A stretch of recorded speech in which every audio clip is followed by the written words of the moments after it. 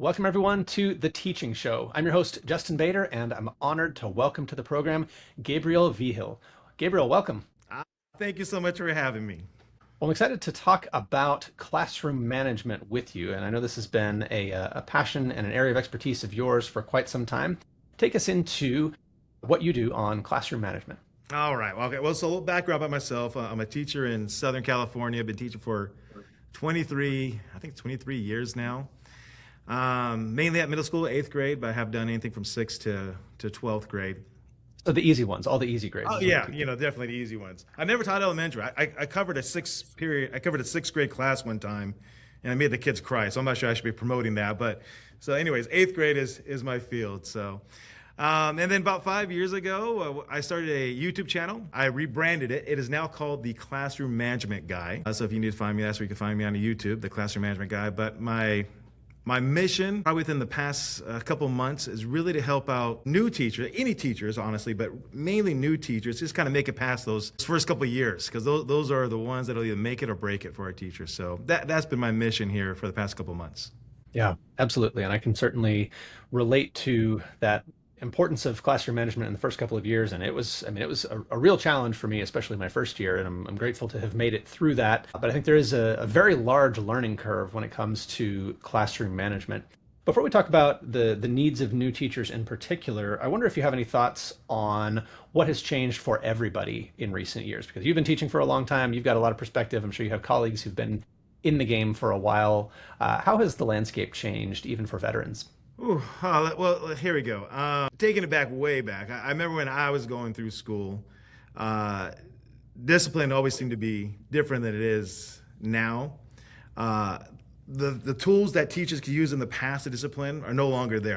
I'm not sure exactly where you're located at. I'm in California, but the game has changed. It's no longer can you just issue a detention. Many parents aren't there to support you. Suspension, very rarely, and expulsion pretty much unheard of. And so those were the tools that teachers and administration used in the past, but they're no longer there. And so for that reason, we kind of have to change the game that we've been doing. And so when I first started teaching up until now, it's just been a learning process. It's been a learning process trying to figure out what works in this new education system that we have. So take us into some of your frameworks for thinking about the challenge of classroom management. So we've got a different set of tools to work with. There's not the same fear of one's parents that maybe kids had when we were kids. There's not the same maybe fear of school-based consequences. So what's currently in your toolkit in this kind of evolved climate? And what's interesting, when I started my YouTube channel, like I said, 5 years ago, it forced me to think what I'm doing. Because you just go through the motions. As a teacher, you put things in place and you're doing things and you find out what works and you keep doing it. But you never really, very rarely do we sit back and actually think, what are we doing? Why is this working? Why is this one not working? And when I started my YouTube channel, it forced me to take account of everything I'm doing and why I'm doing it and why does it work and how can other teachers use this as well. And what I realized through and I'm trying to think where I heard this. I'm not sure it was on Instagram or TikTok. I don't know, one of those things. But someone mentioned that rules and procedures is kind of like the pre-discipline. If you have things in place, a lot of the negative outcomes can be avoided altogether. I was interviewing Dr. Woodley, I think his name was, and he mentioned something about triggers. I'm like, what do you mean by triggers? And he was talking about how the classroom has triggers in it. If you can somehow avoid those triggers or mitigate those triggers, you're gonna have less problems down the road. And I listened to it and I thought, how do I apply it to my classroom? And I realized that's what, when we first started teaching, you're always gonna hear rules and procedures, that's it, rules, procedures. And I said, okay, that's got it, and understand rules and procedures, but what exactly is that? And you put those things in place, those rules and procedures, to try to get rid of many of those triggers as possible. For example, if a kid walks around the classroom, that's not the worst thing in the world, walking around the classroom. But almost always that walk around the classroom leads to them talking with somebody, which leads to them poking at somebody, which leads to an altercation. And so if you would take care of the problem at the very beginning, you would avoid that outcome to begin with. So kind of for me in my class, I really take it down to the basic thing. I have solid routines, solid procedures, and it pretty much runs on its own with me just kind of the background, taking care of things here and there. I remember as a new teacher going to observe someone else who was much more experienced, very good at classroom management. And I remember thinking, this guy has a totally different job than I do because his kids just don't misbehave. And if my kids would just act the way his kids would, then I would be just as good a teacher as he is. But like, we're just not doing the same job here. This is unfair comparison. And I think what was really hard for me to pick up on as a new teacher was all the things that you're talking about, like the preventative, the subtle things, the solid routines and procedures that prevent the kinds of things that I was having to deal with more than I wanted to, and that didn't come up at all in this peer observation. What are some of the things that you do in the moment? So yeah, we know about the routines and procedures. We know about the kind of systems in place that are supposed to prevent behavior. What are some things that you do in the moment that keep things from bubbling up? You know, like if something is in the microwave and it's bubbling up, you stop the microwave and you let it simmer down. What do you do in the classroom? Like how do you see that happening, and what do you do? Well, first of all, back to the rules and procedures, and because I know exactly what you're talking about, because I was in the same boat.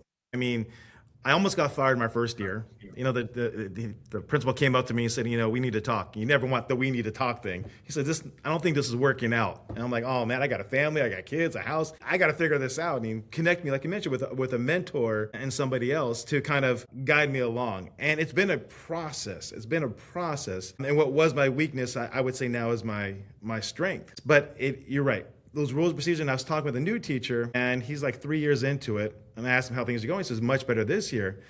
And I go, what's the difference? Because, like you mentioned, you walk to that classroom, that teacher that you observe just seemed to have it. Whatever it is, they had it. I'm like, how do you quantify it? How do you explain it?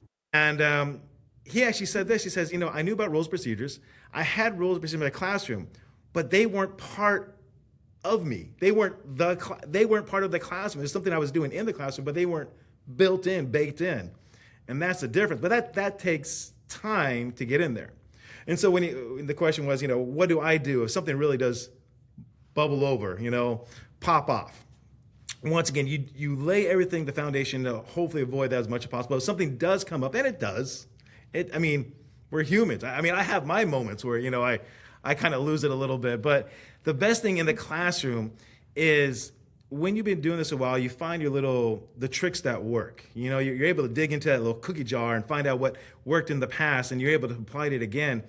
And what you're going to find out is the things that work, first of all, is you got to make sure you don't take it personally, which is hard to do. It's hard to do if kids calling you something, not to take it personally, but you got to learn not to take it personally. And then that's the first thing, because if you don't take it personally, then you don't get all worked up and emotional about it, and you're able to keep it calm. And then the next thing is, when I address the student, I don't address the student directly, meaning that I don't call them out as a bad person or a bad student. I address the behavior.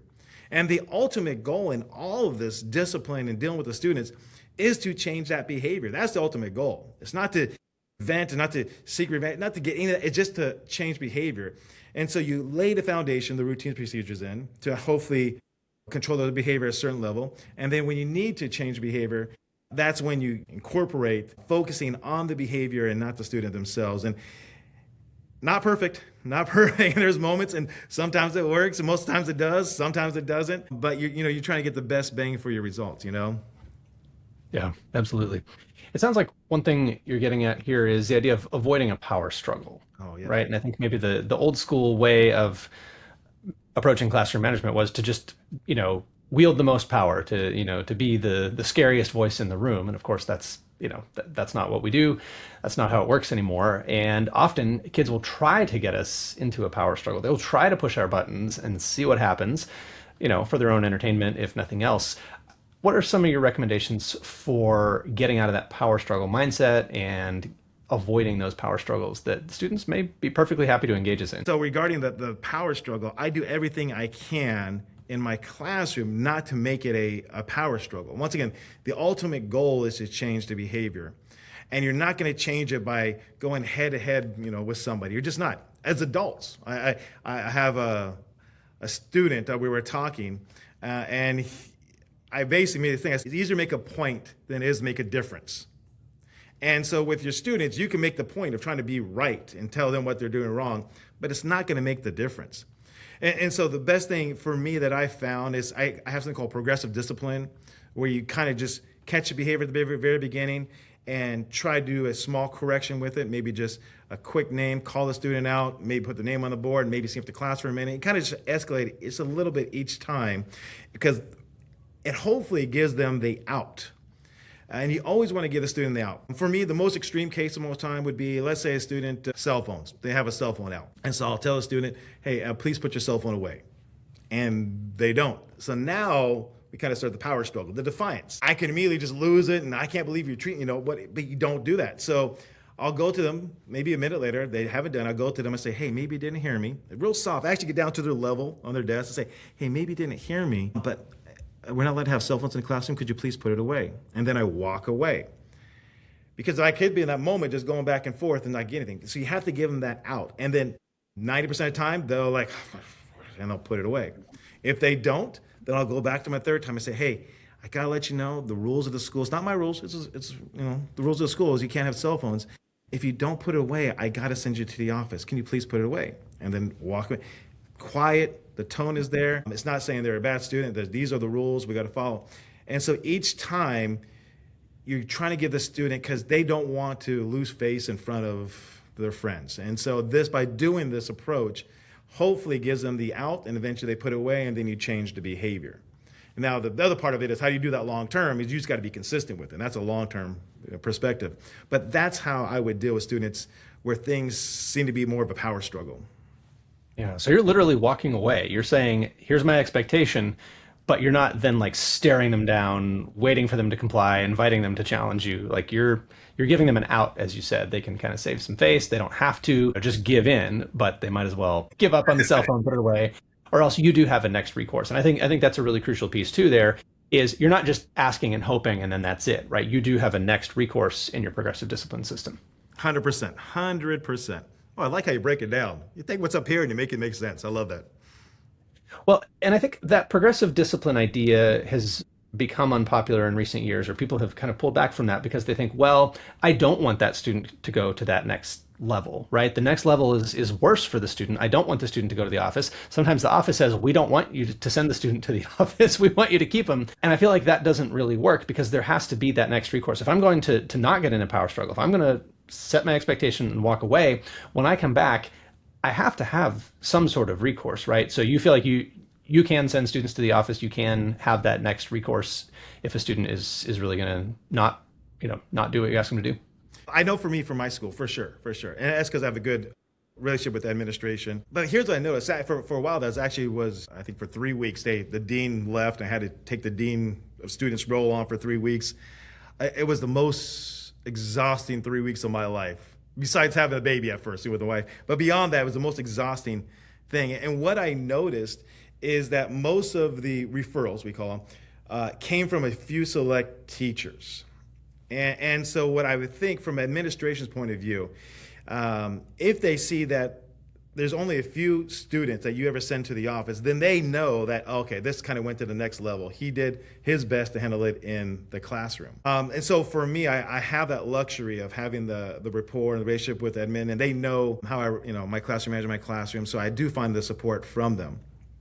But for many teachers, you're right, that becomes a problem. And you hear about this all the time, how the administration sends them back with lollipops and everything else. And so that's why it becomes so critical to really master this classroom management thing. And what frustrates me so much is I'll see new teachers come on our campus, and there's all this talk about curriculum and testing and everything else. I'm thinking, my gosh, this new teacher just trying to survive. They're just trying to make it through the day. The biggest thing on their mind is the students and their behavior and how they manage that behavior. And I think we're doing such a disservice to teachers, and definitely our new teachers, if we don't help them with that, because until you get that down, nothing else matters. It just doesn't.